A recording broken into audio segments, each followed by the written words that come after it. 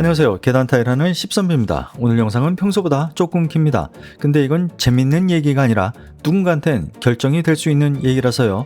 그래서 조금 빠르게 가겠습니다. 사람이 직장 생활을 한 3년쯤 했을 때, 그리고 5년 정도 되면 머릿속에 자꾸 떠오르는 질문이 있습니다. 이 회사에서 내가 계속 이 일을 하고 있으면 나는 어디로 가게 되는 걸까? 지금 내가 맡고 있는 이 업무, 내 실력이 되고 내 수입이 되고 사회에서 내 영역으로 만들어줄 수 있는 일인가? 회의는 많은데 이게 생산적인지는 잘 모르겠고, 사내 정치, 거래선 눈치 같은 것들이 일의 본질보다 더 많은 내 에너지를 가져가고, 열심히 한다고 해서 딱히 인생이 달라질 것 같지도 않은 그런 느낌. 이 질문이 분명해질수록 사람들은 다른 생각을 하기 시작합니다. 처음부터 노가다를 해볼까? 이렇게 생각하지는 않습니다. 대신 이런 말로 시작하죠. 기술을 배워볼까? 이 기술이라는 말 안에는 꽤 많은 기대가 들어있습니다. 회사 바깥에서도 통하는 능력, 내 몸에 장착되는 무기, 어디를 가든 살 수 있는 나만의 능력, 그리고 무엇보다 이 기술을 가지면 내가 내 영역을 구축할 수 있을 것 같다는 기대. 그래서 건설판, 노가다판을 떠올리는 겁니다. 노가다, 이 단어는 막노동이 아니라 영역 구축의 상징처럼 보이는 그 순간이 옵니다. 여기까지 생각한 사람들은 아무 생각 없는 사람들이 아닙니다. 최소한 셔츠, 구두 이걸 벗을 각오는 한 사람들입니다.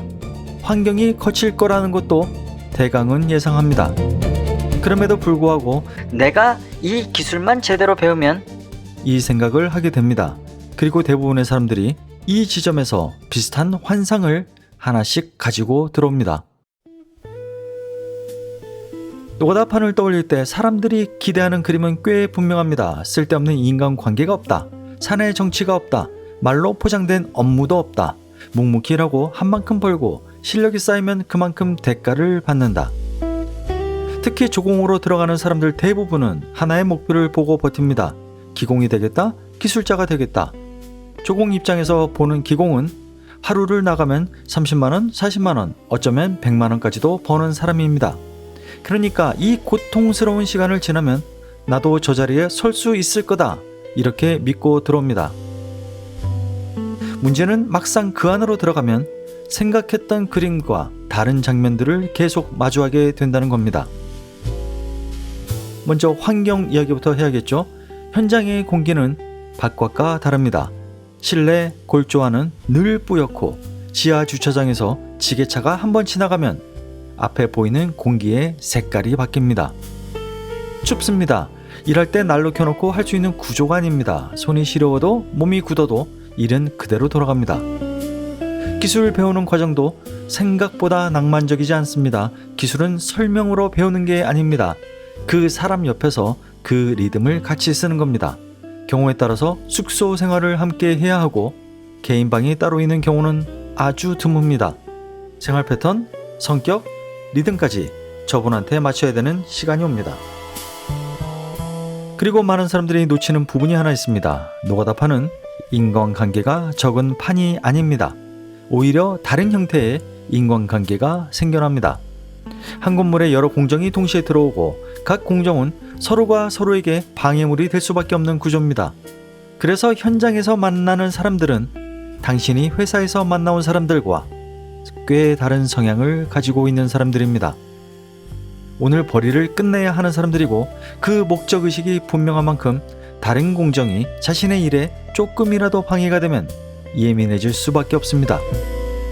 이런 것들을 세상이 원래 그런 거지 뭐 라고 넘길 수 있는 사람은 버틸 수가 있습니다. 하지만 왜 이런 이상한 사람들이 많지? 라는 질문을 계속 떠올리는 사람은 현장에서 영원히 먼저 갈려나가게 됩니다. 그리고 중요한 것 또 하나, 많이들 착각하는 부분이 있습니다.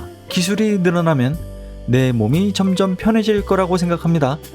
처음 1년, 2년 정도는 실제로 그런 느낌이 있습니다. 동작이 익숙해지고 손이 빨라지고 쓸데없는 움직임이 줄어듭니다. 내가 좀 늘었구나, 이런 감각이 옵니다. 하지만 그 수준을 넘어서 그 다음의 영역으로 들어서면 방향이 바뀝니다. 특히 타일, 마루, 도배처럼 고정된 자세를 오래 유지해야 하는 공정은 기술이 늘수록 몸이 편해지는 쪽으로 가지 않습니다.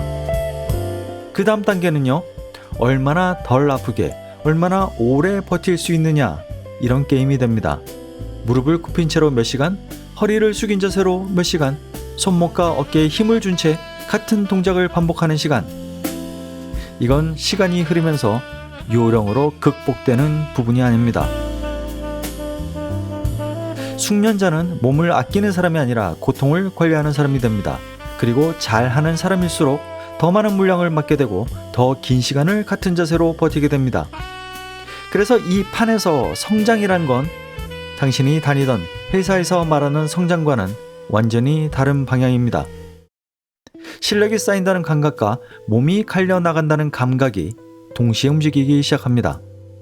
여기에 일의 불규칙함까지 겹칩니다. 요즘 같은 시기에는 기공도 일이 있다가 없고 조공은 더 불안정합니다. 오늘은 현장이 있고 다음 주는 없을 수도 있습니다. 이 공백을 견디는 게 체력보다 더 어렵습니다. 이게 사람들이 상상하는 노가다와 실제로 안에서 마주하는 노가다의 차이입니다. 많이들 묻습니다. 지금 노가다 파는 돈 벌 기회가 없냐고. 그건 아닙니다. 다만 지금은 돈을 벌 수 없는 판이 아니라 기회가 간헐적으로 열리는 판입니다. 수요가 사라진 건 아닙니다. 현재 2025년 말에 현재 한국 사회의 건설 현장은 미뤄지고 눌려있고 끊겨있는 상태입니다. 이건 언젠간 풀릴 수밖에 없습니다. 현재 한국의 구조는 언제까지 건설을 누르고 있지 못하거든요. 하지만 그게 언제부터일까? 그건 알 수가 없다는 거죠. 그래서 현장은 불규칙합니다. 기공도 일이 있다가 없고 조공은 더 불안정합니다. 이 시기의 어려움은 힘든 것보다 불규칙함입니다. 오늘은 일이 있고 내일은 없고 다음 주는 알 수 없는 상태. 그래서 지금 중요한 건 기술이 있느냐 없느냐보다 이 불규칙함을 버틸 수 있느냐 없느냐의 문제입니다. 결국 이 질문으로 돌아오게 됩니다. 노가다판에 들어오면 언젠가는 이런 질문을 하게 됩니다. 나는 이 판에서 몇 년을 버틸 것인가? 3년입니까? 5년입니까? 10년입니까? 그리고 그 시간을 버티고 나왔을 때 나는 무엇을 가지고 나올 것인가? 대부분은 이렇게 생각합니다. 자본을 축적해서 나오겠다고, 혹은 반장에서 소장으로, 그리고 업자가 되는 테크 트리를 타겠다고.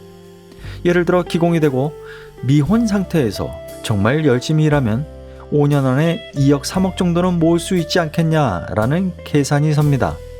이론상 불가능한 이야기는 아닙니다. 하지만 실제로 그 계산대로 가는 사람은 많지 않습니다. 공백기, 경기 사이클, 나의 몸 상태, 단가, 생활비, 이 모든 변수가 5년, 10년 동안 계속 끼어듭니다. 여기서 한번 이 질문을 바꿔서 던져봐야 합니다. 이 고민, 과연 노가다 판에서만 하는 고민일까요?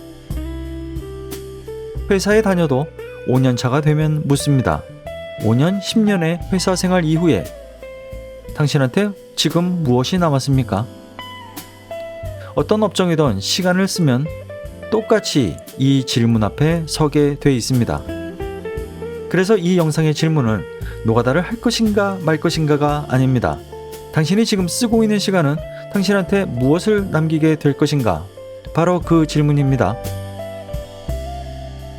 이야기는 이미 이 판에 오래 머문 사람을 위한 이야기가 아닙니다. 이제 막 이 판을 한번 바라보기 시작한 분들께 미리 던져보는 질문입니다. 저는 현장에서 아무런 질문이 없이 들어왔다가 나중에 이 질문을 시작한 사람들을 너무 많이 봐왔습니다. 그리고 대부분 이렇게 말합니다. 그땐 생각할 여유가 없었지. 이 질문이 조금 불편했다면 아마 지금이 당신이 생각할 수 있는 그 마지막 지점일지도 모릅니다.